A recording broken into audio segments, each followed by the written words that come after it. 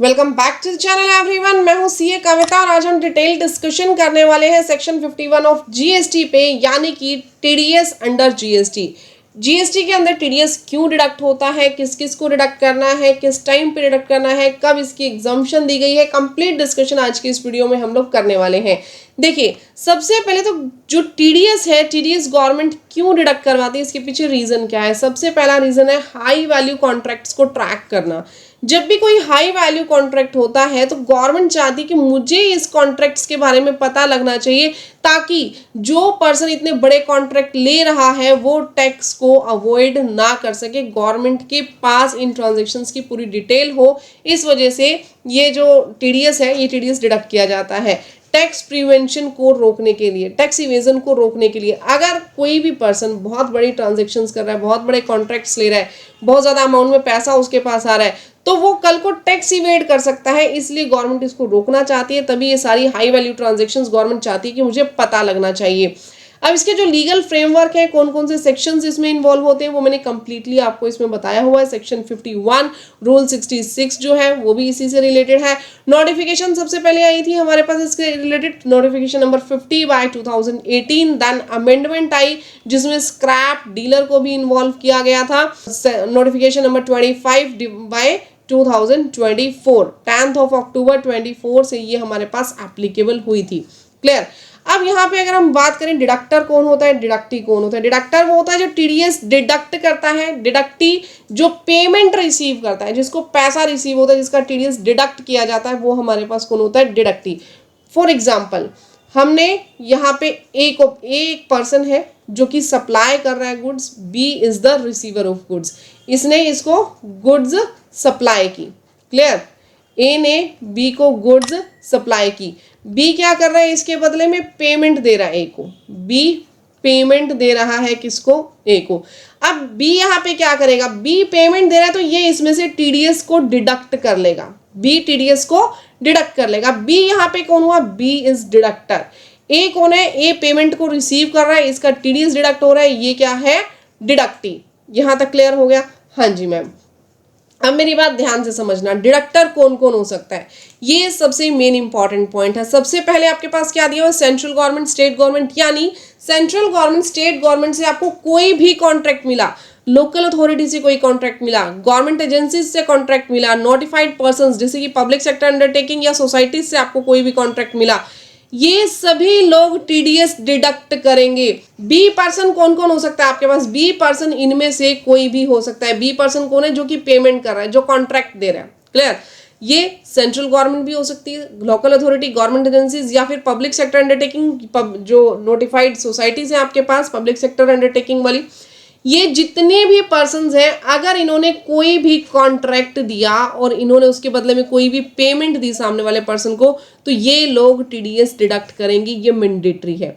इसके अलावा एक नया नोटिफिकेशन हमारे पास आया, नोटिफिकेशन नंबर 25/2024, जो इफेक्टिव हुआ 10 अक्टूबर 2024 से, जिसमें मेटल स्क्रैप वाले पर्सन्स को, जो पर्सन्स रिसीव कर रहे हैं मेटल स्क्रैप किससे, रजिस्टर्ड पर्सन से, ये भी रजिस्टर्ड पर्सन होना चाहिए, ये भी रजिस्टर्ड पर्सन होना चाहिए। अगर इन्होंने मेटल स्क्रैप से रिलेटेड कोई भी गुड्स परचेज की और इन्होंने उसके बदले में पेमेंट किया, तो वो जो पेमेंट वो कर रहे हैं उनको उसके ऊपर टीडीएस डिडक्ट करना होगा। मेरी बात समझ में आ गई। ये पर्सन क्या कर रहा है, ये पर्सन ए से मेटल स्क्रैप परचेज कर रहा है। यहाँ पे गुड्स हटा देती हूँ मैं, ये गुड्स परचेज नहीं कर रहा है, ये क्या परचेज कर रहा है, मेटल स्क्रैप। क्लियर हुई बात। हाँ जी मैम। अब मेटल स्क्रैप परचेज करने के बदले में इसने इसको पैसा दिया। अब जो इसने इसको पैसा दिया, A is a registered person, also B is a registered person, तो इसको इसके अमाउंट के ऊपर टीडीएस डिडक्ट करना मैंडेटरी है। ये हमारे पास नोटिफिकेशन नंबर 25/2024 बताता है। मैंने ये कंप्लीट नोट्स जो है, ये कंप्लीट नोट्स मैंने अपडेट कर दिए हैं अपनी वेबसाइट पे, आप जाके कंप्लीट नोट्स भी ले सकते हैं। उसमें मैंने नोटिफिकेशन नंबर 25/2024 भी उसके अंदर अटैच कर दिए नोट्स के साथ, और साथ ही में हमने नोटिफिकेशन नंबर 50/2018 रूल सेक्शन सभी कुछ मैंने वहां पे मर्ज करके अपलोड कर दिया है। आप चाहें तो वहां पे जाकर के हमारे नोट्स भी डाउनलोड कर सकते हैं। बिल्कुल क्रक्स हमने एक ही जगह कंप्लीट आप लोगों को दिया हुआ है। नेक्स्ट हम बात करेंगे लीगल प्रोविजंस के बारे में। लीगल प्रोविजंस वैसे मैंने आपको ऑलरेडी बता दिया, यहाँ पे जो भी टीडीएस है, टीडीएस आपको डिडक्ट करना पड़ता है 1% सीजीएसटी, 1% एसजीएसटी और अगर आईजीएसटी है तो 2% आप लोगों को डिडक्ट करना मैंडेटरी है। बट इसमें आपने एक चीज का ध्यान रखना है, देखिए डिडक्टर कोई भी रजिस्टर्ड पर्सन हो सकता है, सप्लायर कोई भी रजिस्टर्ड पर्सन हो सकता है, बट जो गुड्स है, गुड्स आपके पास यहाँ पे कौन सी होनी चाहिए, मेटल स्क्रैप। गुड्स के केस में आपके पास सिर्फ मेटल स्क्रैप की ही गुड्स चलेंगी, अदरवाइज और कोई गुड्स के ऊपर आपको टीडीएस डिडक्ट नहीं करना। सेकेंड वन, थ्रेशोल्ड लिमिट जो है वो आपकी वो कितनी है, 2.5 लाख। अगर आपकी अमाउंट ऑफ गुड्स 2.5 लाख के इक्वल है तो भी टीडीएस डिडक्ट नहीं होगा, उससे कम है तो भी टीडीएस डिडक्ट नहीं होगा। अमाउंट 2.5 लाख से ज्यादा ही होनी चाहिए, तभी आपने टीडीएस को डिडक्ट करना है, अदरवाइज नहीं करना है।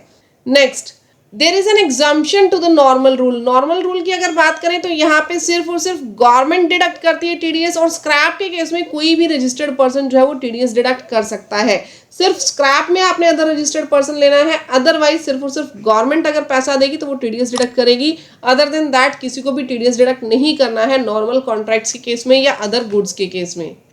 जो आप ये 2,50,000 की लिमिट निकालेंगे, लिमिट निकालते टाइम आपको ध्यान रखना है, ये आप लोगों ने टैक्सेबल वैल्यू को देखना है। यानी कि अगर आप लोगों की जो टैक्सेबल वैल्यू है, टैक्सेबल वैल्यू अगर 2,50,000 से ज्यादा है तभी टीडीएस डिडक्ट होगा। अगर आप इनवॉइस वैल्यू देख रहे हैं तो वो गलत है, आपको इनवॉइस वैल्यू नहीं देखनी, यानी जीएसटी इसमें से एक्सक्लूड करना है, जीएसटी इंक्लूड नहीं होना चाहिए। क्लियर? वैल्यू आपको इनवॉइस वाइज नहीं देखनी है, कंप्लीट कॉन्ट्रैक्ट की वैल्यू देखनी है। ड्यूरिंग द ईयर अगर आपने 2.5 लाख से ज्यादा का माल लिया है तो टीडीएस डिडक्ट करना होगा। ऐसे नहीं है कि इनवॉइस वाइज आप लोग लिमिट देख रहे हो कि एक इनवॉइस की वैल्यू जो है वो मैम 2 लाख रुपीज की है, एक इनवॉइस की वैल्यू 1 लाख की है। टोटल आपको यहाँ पे कंसीडर करना होगा, कंप्लीट कॉन्ट्रैक्ट की वैल्यू आप लोग देखेंगे। जो आपके पास टैक्सेबल वैल्यू है उसी का ही आपको 1% लेकर के चलना है, 1% CGST, 1% SGST and 2% in case of IGST. जैसे कि कॉन्ट्रैक्ट की वैल्यू आपकी है 5 लाख रुपीज, जीएसटी आपका कितना है 90,000, तो टीडीएस आपका कितना डिडक्ट होगा, टीडीएस आपको टैक्सेबल वैल्यू का 2% लेकर के चलना है, 2% इन केस ऑफ आईजीएसटी, ध्यान रखिएगा। क्लियर? यहाँ पे कितना आ गया आपके पास इसका 2%, 10,000 रुपीज, तो बिल्कुल ईजी है। नेक्स्ट हम लोग बात करेंगे टाइम ऑफ डिडक्शन की। टाइम डिडक्शन का क्या रहेगा, चाहे आपने पेमेंट की हो या फिर आपने अमाउंट क्रेडिट किया हो, विच एवर इज अर्लियर, जो भी चीज पहले होगी उस टाइम पे आपको टीडीएस को डिडक्ट कर लेना है। अब जो मेन प्रोवाइजो है इस सेक्शन का वो हम लोग डिस्कस कर लेते हैं।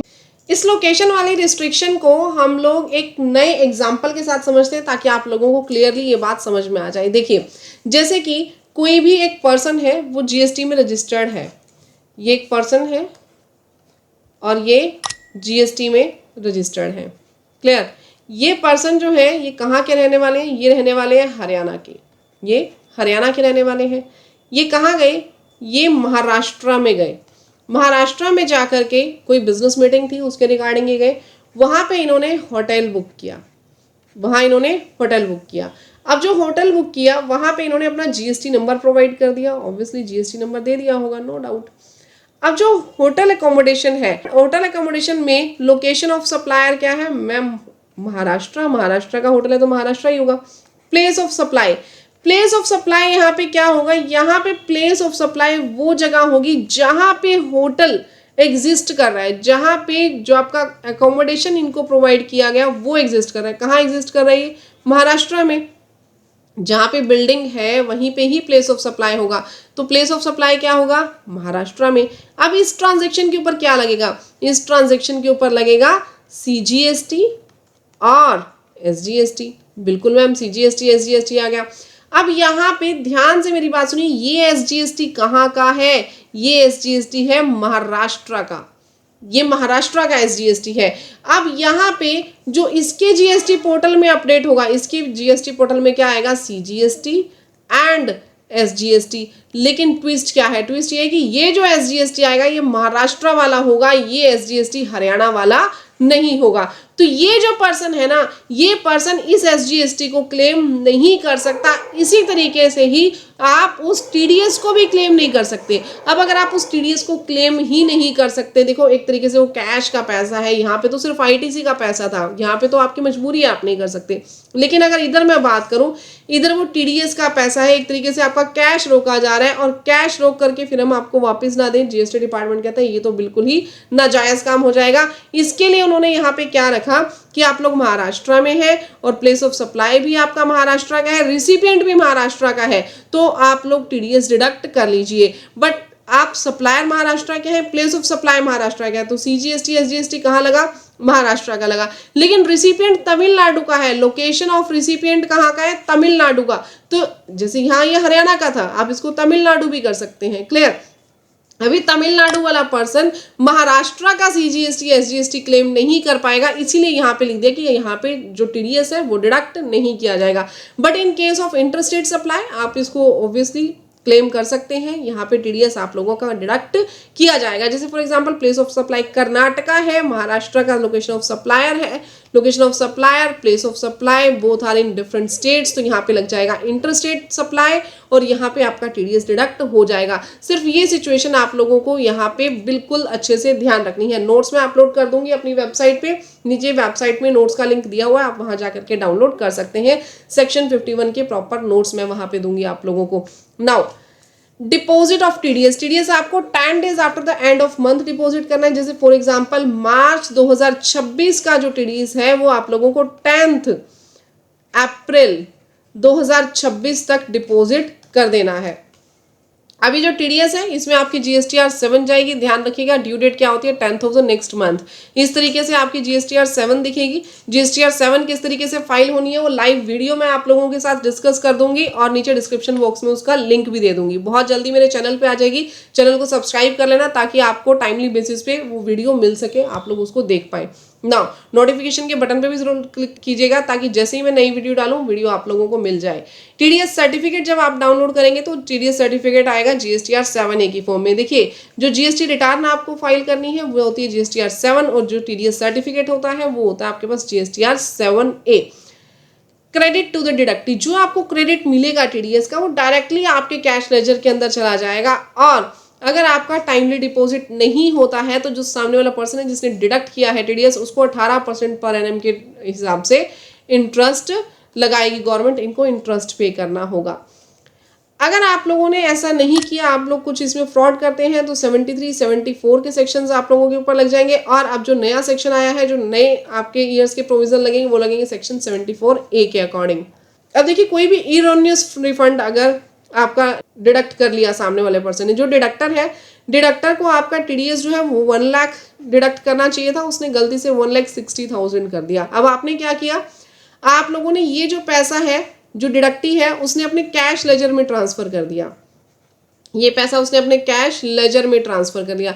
अगर आपने पैसा ऑलरेडी कैश लेजर में ट्रांसफर कर लिया तो कुछ भी नहीं हो सकता, इसका कोई भी उपाय नहीं है। बट सेकेंड ऑप्शन आपके पास क्या है, अभी आपने जो है उसको एक्सेप्ट नहीं किया, आपने उस टीडीएस को एक्सेप्ट नहीं किया और पैसा आपकी कैश लेजर में भी नहीं गया, तो ऑब्वियसली वो जो पैसा है वो पैसा आपका वापस हो जाएगा, उसमें करेक्शन पॉसिबल है। बट अगर पैसा ऑलरेडी कैश लेजर में जा चुका है तो इसका करेक्शन पॉसिबल नहीं है, इसका करेक्शन इजीली हो जाएगा जीएसटी पोर्टल पे, not an issue.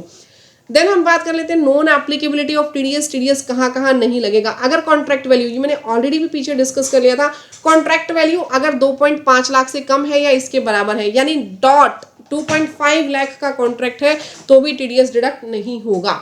Exempt supplies है, टीडीएस डिडक्ट नहीं होगा। आरसीएम सप्लाईज, सप्लाईज अगर अनरजिस्टर्ड पर्सन है सप्लायर तो टीडीएस डिडक्ट नहीं होगा, ऑब्वियसली वो अनरजिस्टर्ड है, जीएसटी में रजिस्टर्ड भी नहीं है तो आपका टीडीएस कैसे जमा करेगा। नेक्स्ट, अगर सप्लायर जो है वो अनरजिस्टर्ड पर्सन है, अगर आप टीडीएस किसी अनरजिस्टर्ड पर्सन का काट भी लोगे, उसका जीएसटी नंबर आपके पास नहीं है, ये सामने वाला जो सप्लायर है ये टीडीएस को कैसे क्लेम कर पाएगा, इसीलिए यहाँ पे अनरजिस्टर्ड सप्लायर के केस में आपको एग्जम्पशन दी गई है, आपको टीडीएस डिडक्ट नहीं करना है। नोटिफाइड पर्सन्स के बीच में अगर टीडीएस हो रहा है, जैसे गवर्नमेंट टू गवर्नमेंट कोई भी कॉन्ट्रैक्ट हो रहा है, लोकेशन अगर मिसमैच है, मैंने अभी बताया आपको लोकेशन मिसमैच का, तो यहाँ पे आपको टीडीएस डिडक्ट नहीं करना है। स्क्रैप के केस में टीडीएस होगा, ये मैंने ऑलरेडी आप लोगों को बता दिया, स्क्रैप का केस अलग है। नाउ कंप्लीटेड, आपको जो प्रैक्टिकल वर्क फ्लो बनाना है वो मैंने आपको ऑलरेडी डिस्कस कर दिया कि 10 दिन के अंदर आपको डिपॉजिट करना है, जीएसटीआर 7 फाइल करनी है, देन डिडक्टी के कैश लेजर में ये पैसा जो है वो ट्रांसफर हो जाएगा।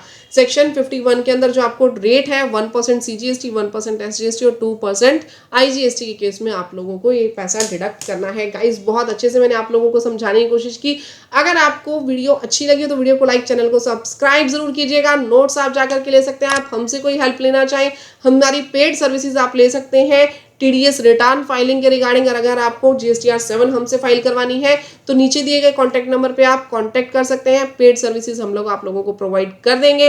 अगर आप लोगों को और ज़्यादा प्रैक्टिकली सीखना है GST को, इनकम टैक्स को और कंपनी एक्ट को, तो आप लोग नीचे सब्सक्राइब जरूर करके जाइएगा इस वीडियो को, ताकि मैं आप लोगों को बढ़िया बढ़िया वीडियोस टाइमली बेसिस पे प्रोवाइड कर सकूं। इतना सपोर्ट आप लोग भी हमारे लिए कर सकते हैं। मिलते हैं गाइस नेक्स्ट वीडियो में, तब तक के लिए thank you, bye bye, take care everyone.